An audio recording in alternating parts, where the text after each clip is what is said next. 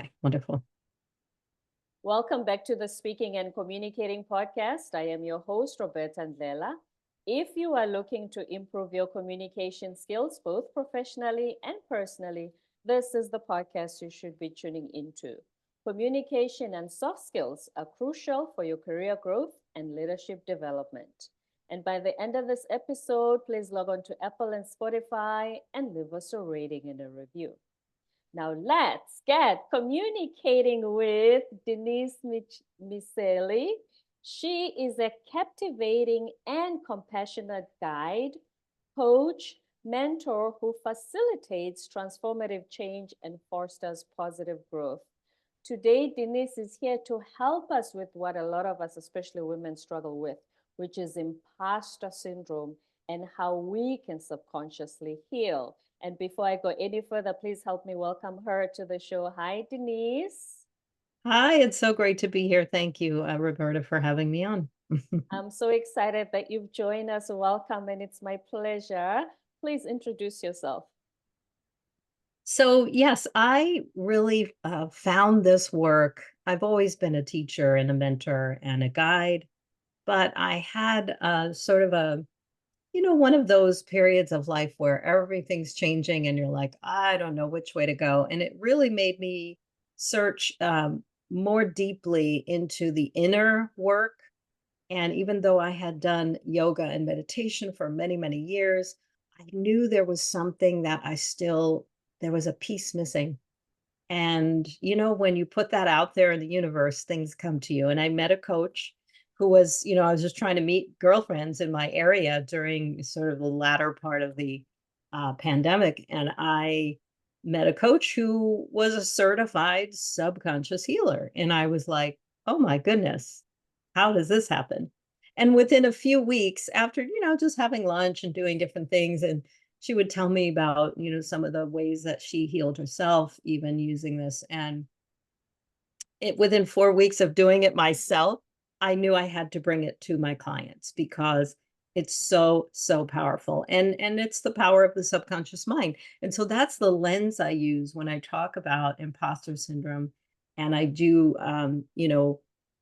feel that it's a deeper level that we need these days because of all of the changes going on. So, so I added that to my certifications, and I love to um, help clients to see that we can do this much more easily than we realize. That our brains really are plastic. They're that neuroplasticity that we hear about, they're so easily changeable. But when we get stuck in the conscious stories that we constantly tell, when we get stuck in the things that aren't present in our life, that's the story that we create. We perpetuate. And so it's a very empowering and very simple process to learn. And once you have it, you can never go back because you can change your brain. So that's the lens that I'm coming at this from, and I work with mostly women, I would say 40s and up, because as you know, that is a huge time of change. I mean, every decade, right? We go through massive changes, but there's something that starts to build by that time, whether you're mother, career woman, wife, girlfriend, whatever you are, all of the roles we carry, they start to, if we don't have an inner work practice, they start to overwhelm us. And so that can manifest in anxiety or depression. And both of those are a clear sign from our inner being, like our inner self saying, you got some things to look at here because you're coming out of balance. So that's the work that I love and I'm passionate about sharing with women because we need it. I mean, it's such a time of change right now. Mm, absolutely. And the thing is, first, let's talk about the subconscious mind. Sure. We have a lot of knowledge regarding the patterns that we live by now were fed during our early years. When we were putting those things on the tape, we call it a tape that plays out in your subconscious mind. How much of it was, I heard this or I saw it with my parents or my family, or I told myself this despite what was going on in front of me. When you're a kid, Yes. how much of that do you decide goes in there and in a certain way? Absolutely. So a lot of it does go back to that time for many of us. Now, I'm not saying that you can't find another person in your later years, teens even, or 20s. But when you think about how your brain is forming for that first decade, especially up to age 12, there's an heavier imprint that comes from those experiences because what are we as children trying to do? We're trying to know that we're worthy and that we are lovable. And if there's any doubt, that creates another story about us that doesn't necessarily jive with who we are inside. So I do often include in the work that I do with clients a family of origin picture where we look at what was your family? What were the stories your family told about you? Most of us remember a few of them very clearly because they're usually the ones that didn't feel right to us, but we felt like we had to protect or defend ourselves and who we really were. And many times the family might have thought we should be doing something else or desiring to do something else. And even though it's out of love, it doesn't mean they don't accept us, right? And again, it's not about blame, but it is about understanding where these things came from, not going into full blown, talking about it, but just identifying perhaps a memory. And this actually happened with me. With my daughter and I were trying to scan and get rid of like physical pictures. And I saw a picture of myself where I was like my shoulders were up, my arms were out, and I was like, why? Something was going on. And I actually had a dream that reconnected me to the emotion of seeing that picture and feeling left out.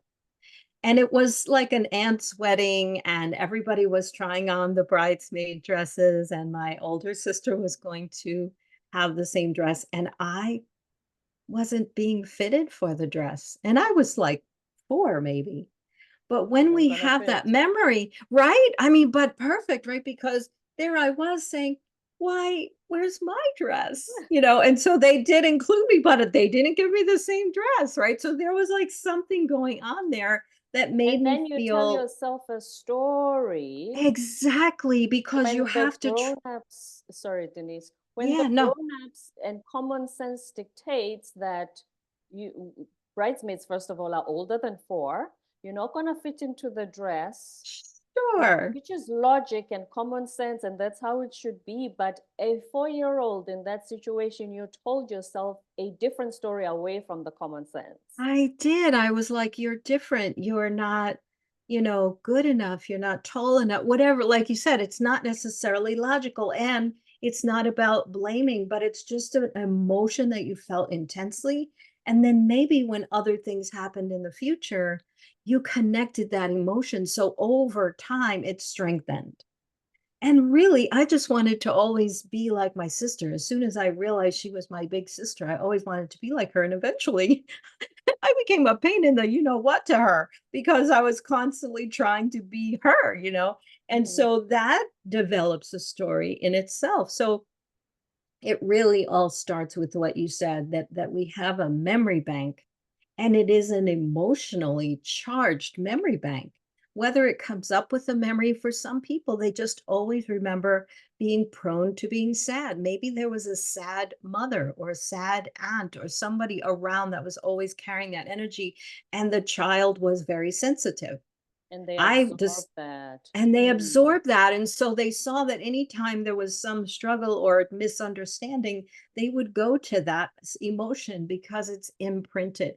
And over the decades, of course, it becomes stronger and stronger. So Mhm. later in life, and this is where I kind of, I know that the original book, Imposter Syndrome, was a great book. But it was very focused on just, it dug into why people feel Mhm. unworthy. They get promoted and they go, am I going to be able to do this? And I actually remember experiencing that in my career in my younger years. And I didn't know where that was coming from, but now I feel it is so tied to family of origin and to the subconscious scripts that we have, that we end up, really acting in ways that are not authentic, which can lead to things like people pleasing behaviors, which we may find we do only right. How many women can say they don't do that?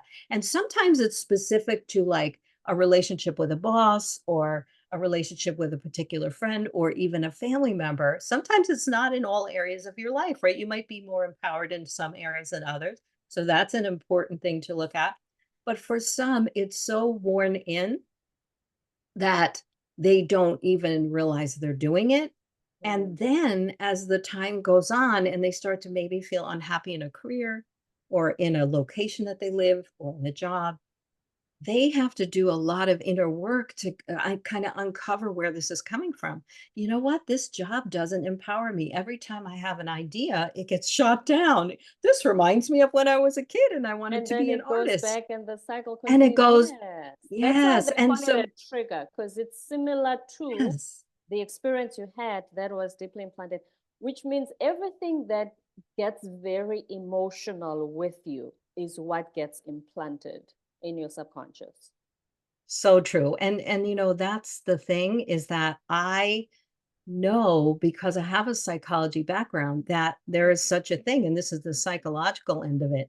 There is association, right? And so association means when we have this experience now where we feel like, oh, my ideas are never good enough, and somebody is dissing them or just ignoring them altogether, it reminds us and it associates with that emotion from back then, which may have been full blown unworthiness, right? Mhm. So now I am triggered in that moment and I can't see where it came from. So I become dissociated and angry, right? So what's most people's reaction when they get triggered? It's most of the time anger.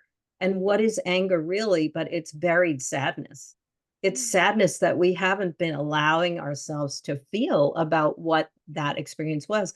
So it really involves association and dissociation in the brain, which we can impact, as you know, with this subconscious work that we do. And the beautiful thing about it is it's not just, oh, this woo-woo stuff anymore. We have brain scans showing The that science behind it, the yeah. science is there. It's rich. I mean, to see a picture of the brain of, my favorite one is where they show that people who take the time to do inner work, whether you call it meditation, breath work, whatever you do to clear your mind every day, 50-year-olds who do that consistently have the same amount of gray matter as 25-year-olds. So it's anti-aging as well. It's not just good for your communication and for your And mental it's health, free instead and of it's free. And doing and this you know, people Botox and all the stuff that's expensive. is I know it's that stuff is a commitment. You have to keep doing it. And then you've got the toxic load in your body. This is Mm. free.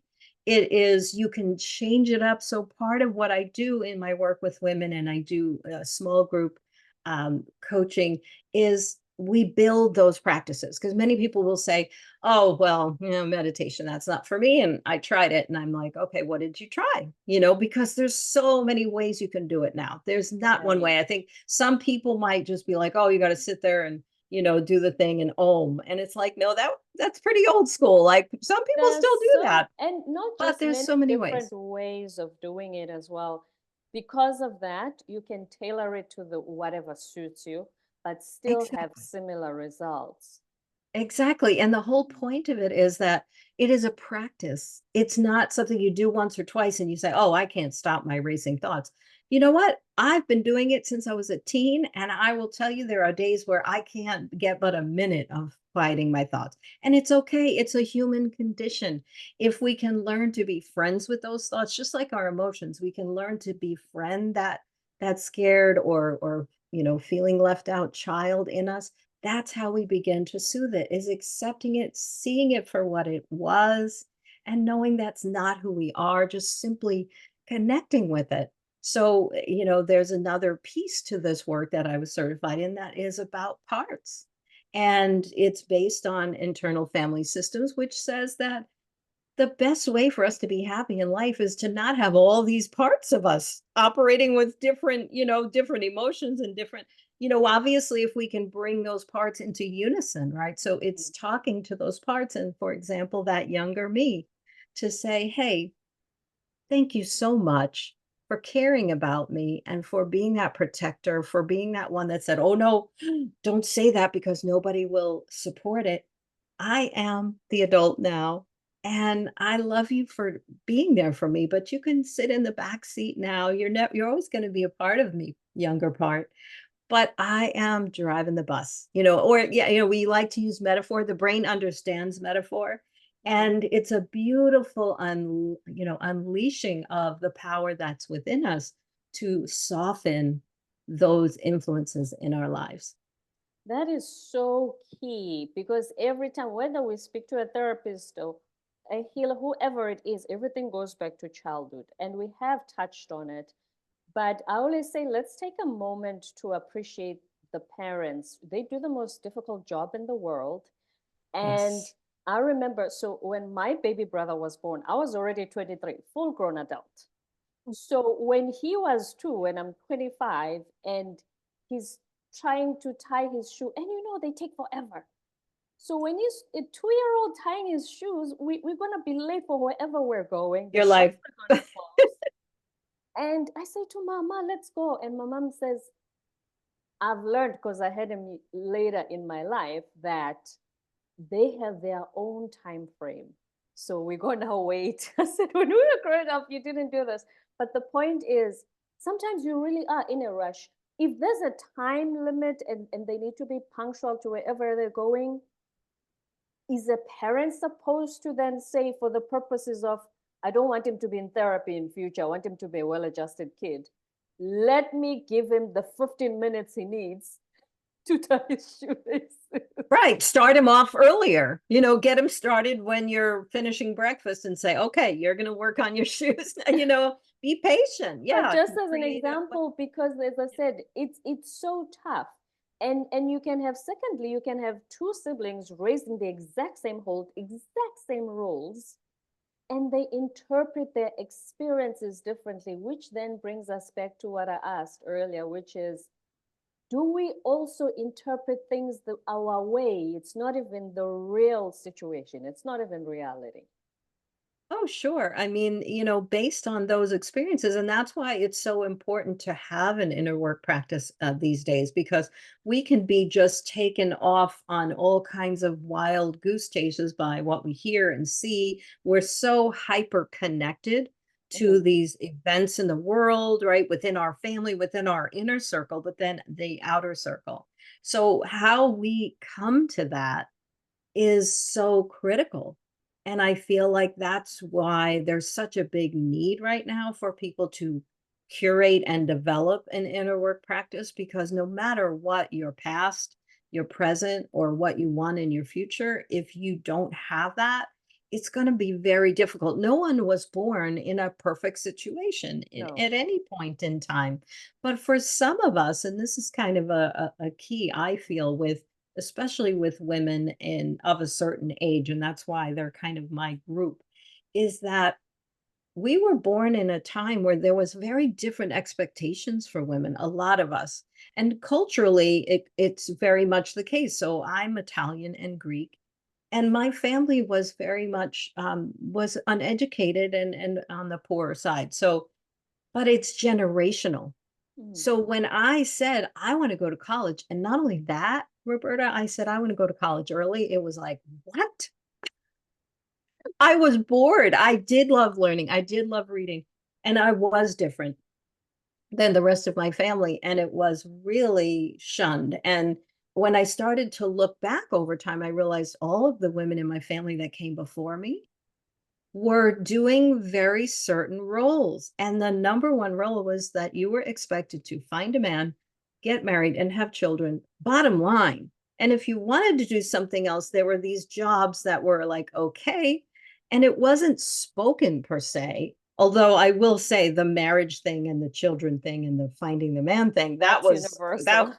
yeah, that was like, you better do this by a certain age, Mm. otherwise we're in trouble. And so when you have all that external stuff going on, and today we have much more open ideas about it, but it still exists because we're still here.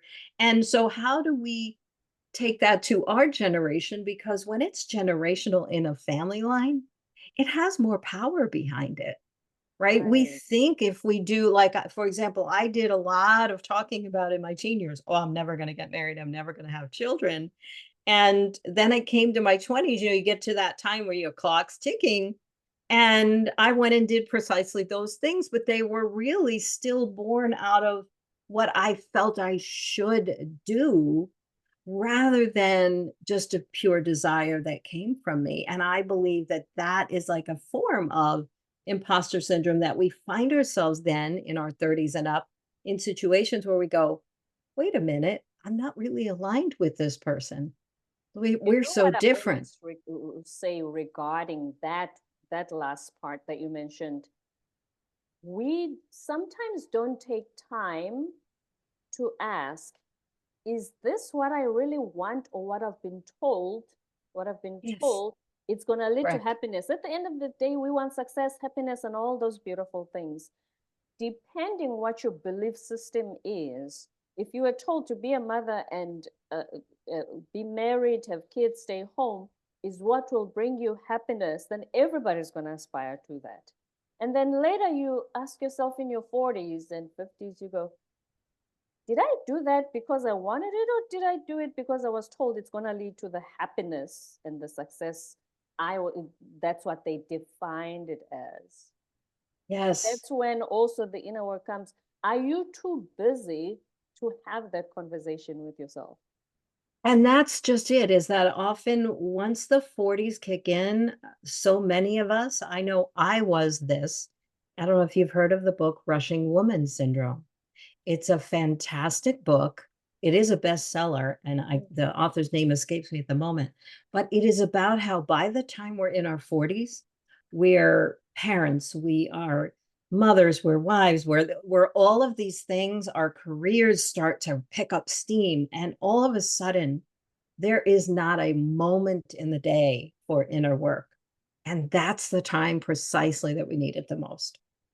And that is often the time when we start to have these imposter like syndrome feelings where we go, gosh, I'm really starting to dread going to work. I'm really sure, how like you start when I've heard women say this on Saturday, I began dreading the following week when you can't even enjoy your time Your off weekend. Because because you're here's the thing dreading as the well. week. Yes. Because the thing is, I always believe that everybody must get to choose. Because Yes. if you choose and if you do the inner work and you have the conversation with yourself and you go, I do want to stay home, take care of my kids, or I do want to have kids and have a Ex- career, or I want to be single and childless like Roberta, or whatever it is, as long as it's something that you consciously chose, Yes. That's it great then. it Yeah. that for me is a definition of success, happiness, whatever it is. However, my question to you, Denise, is, and if you can help me with this, I'm sure your clients, some of them come with this problem. What if I plan a certain life and it doesn't work out that way? Okay, I've got the perfect example here. So I had, planned a life and I invested everything into it. I have master's degrees. I was in the career for about 16, 17 years when, again, it started to ramp up and I started to get promoted and go higher and higher and the stress went higher and higher as it often does. And I began to realize that I was having that message again of, we don't like that idea. And there were great ideas to solve massive problems, but there was something going on with my ideas being too, different. And I worked in a very bureaucratic structure. And so I had gone and interviewed on a lot of different interviews, giving ideas in the process of the interview that were used. And then they were hiring people that were less experienced, less knowledgeable. And I felt an energy. Of course, my first triggered reaction was, what did I do wrong in the interview? Oh, maybe I went over, all of these things, but it wasn't that. What it was is that I had uncovered a part of myself, that this synergy of problem solving and helping people change and create change in a structure that really didn't want to change. And Mm. so I was trying to fit myself into this and then thinking, how could I walk away from this? But what my emotions told me was going to work sad, leaving work sad. And I'm more on the anxious side. I'm more on the worrying about the things coming. And so this was really different for me. And so I was like, I really had to look at what was going on a deeper level. And thankfully, I realized that it wasn't about me, that it was a sign that this was no longer in alignment with me. And let's face it, life changes every single minute. We aren't going to, I mean, it was many, many years ago that people would stay in careers for 30, 40 years, right? 20 years, 30 years, whatever, and they would retire from it. But Yeah. today we have to be okay that sometimes we change so much that, and the environment changes and or both, and that it's okay if it no longer works for you. So I was so ready to literally just quit. And I opened my heart. I shared with my best friends. And one of them said to me, Denise, why don't you find out about early retirement? So I created the space of saying, I'm moving forward. I can't do this anymore. I'm not going to interview like this and get rejected. And I need to open my heart to something else. And sure enough, I had an option to take all of that experience, to take a early retirement and create a business where now I can create methods. I can use all the tools I've learned over the years and change. I mean, really, I was a change agent for large groups. Mm. And it's a passion of mine. And I thought, after working with kids, working with adults, all different levels, I really enjoyed the work with adults because I was helping them uncover, in some cases, should I even be doing what I'm doing? When you are supervising people and you're observing them and you start to notice that they're really not, their heart's not in it. Like Right. I had an intuition for that because it was happening to me, right, in my life. So being able to say, I am making space for maybe walking away and being okay with it, because I don't Mhm. like the feeling of blaming myself for this not working anymore. I'm a different person now than 20 years ago. And so I walked away and I have now created this business that suits me, that helps me to bring other women along this journey. And so it's making that space and not judging. And I think the biggest saboteur that we have, speaking of saboteurs, Mm. is the inner critic and the judge. Right away, the judge was telling me, "Oh, you failed. You must have turned them off in the interview," or "Oh, this or Can I that." speak Right? on So, that? When yes, you yes, said the first thing I thought was, what's wrong with me? Isn't that what usually, let's say parents get divorced and the yep, child goes, oh, what did I do for my mom and dad not to love each other anymore? Why do we correct. make it Yes, about ourselves? Because that very thing that starts in childhood when we think we're the ones who did something wrong, that's why grown-ups are getting divorced, is that correct. we Yes, carry that. We're like, oh, I didn't get the job. What did I do wrong? I'm not saying let's not do self-reflection. That's a different topic. But we right. always attribute everything to I'm not enough. I did something wrong. I don't measure up. I'm a failure. We always go back to, and it looks like it starts when things go wrong when we were kids. So we just repeat that cycle. Yes, and that's why when you do this work, it's so powerful because as long as you keep an inner work practice, when you address those subconscious saboteurs, I mean, a lot of people can relate to saboteurs. Sometimes I teach archetypes to help understand it. Everyone, like you said, needs a different way of learning it. But it all goes back to that unworthiness feeling that we felt for whatever reason. Maybe our family was great and it wasn't coming from them. Maybe it was a teacher. Maybe it was not being accepted on the soccer team or whatever it was, but there was a feeling of unworthiness that has such an imprint that without that inner work, and even, I know many people who did years of psychotherapy and nothing against it. It is a good tool. But often what happens in that is they're giving more energy to what went wrong.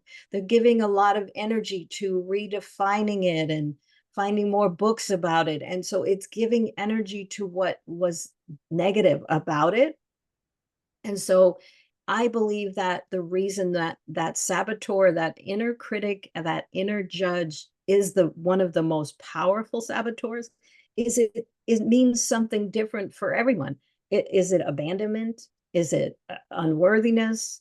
Is it, a fear of success, fear of being judged? There's so many fears that they're tied to, and that's where this core work of just bringing that down is so life changing, because as long as you keep an inner work practice, you will go forward. And I see this within a couple of weeks of working with women, is that they just begin to slow themselves, because why? They're calming that vagus nerve. They're calming the lengthiest nerve that controls all of our systems in our body, and they're learning to calm it every day. So when they face a situation that would have normally sent them into a panic, into anger, they are Mhm. then able to say, and I've even experienced this myself, where I start to see the former me in my mind of how I would have reacted. And now I go, oh, look at you, right? You have that choice No to go more down panic. that path, That's right. but you're So if not panicking. Yeah, if any of our listeners are wondering, what can I start today? So please give us just a brief way sure. of having an inner practice if I haven't had one before. Yeah, so with an inner practice, I find that, we don't realize the power of our breath. So I would say, even without all of these tools that we have of, a million different apps with different styles of meditation, guided, whatever, that I recommend listening to whatever music just makes you smile and feel soothed, preferably without words, because you want your mind to not be trying to figure things out. You Right. want to just let your mind go with the melody. So pick whatever it is. For some people, it's cello. For some people, it's, like a binaural beat. Enya. Right. So, and we have those people in our lives, and we always go back to that music. Pick a song, pick at least 10 minutes, maybe put it on a loop, or 15 minutes is ideal, but start with something. And then just notice your breath, because one of the reasons a lot of people feel anxious, because they're breathing in this upper part of their chest most of their day. So they're not fully getting all the oxygen their body needs. So by just noticing, first of all, where your breath is, and then trying to deepen it, you will feel more calm and start to understand, oh, this is another way I could go with this, right? And then after you start to feel, because it only takes a couple of days for most people, or a week, to feel a little bit calmer throughout the day. And I recommend morning or evening, because we are closest to our dreamlike subconscious mind at that time. So don't get up and do a whole bunch of things and then try to sit and meditate. Try to get up before you really need to, and just sit with yourself. If you want to put the headphones on, that's great, because in the beginning, outside sounds can get your mind going somewhere else. And then don't beat yourself up if your mind that entire 10 minutes is rolling through all of these things. Just accept it. Just understand that that's how full your mind is, and that it's okay to have days like that. So start simple, and start with something that brings you joy. For some people, they can walk and meditate and listen to something in a beautiful nature. And that's great if you can do that and take a break in your day. But definitely the morning and the evening are ideal, because we're still in that dreamlike state, and we can access the subconscious. And when you clear your mind like that, you calm your whole nervous system, but you also make space for inspired insights, for Mm, your intuition to actually begin to listen. Because many of us, we're so busy in our minds that our intuition gets blocked. And then when we go to make a decision, we have trouble determining what's the inspired choice here. What is all of these archetypes? What are all these right. saboteurs trying to tell me to do? But when we do this, then even decision making in the conscious world becomes easier, because we learn to hear that inner voice. So that, to me, if you start there, you'll see profound changes and growth, for sure. Absolutely. Thank you so much, Denise Miceli. founder of Rock Your Blogs. Please tell us where to find you online. Yeah, so just go to rockyourblocks.com and you'll find information about my individual and small group coaching programs. And then there's all my other links there because I do the same as you. I create videos, audios, I write articles about this. And so people can choose what they like to dig a little deeper into it. So thank you so much, Roberta. This was a great conversation. My absolute pleasure. I really enjoy your energy, your spirit. We can go on and on and on forever. Thank you, Denise, for being here. Denise Miceli, founder of Rock Your Blocks. Rockyourblocks.com is the website. And has been helping us with subconscious healing, especially for imposter syndrome. Don't forget to subscribe, leave a rating and a review on Apple and Spotify, and stay tuned for more episodes to come.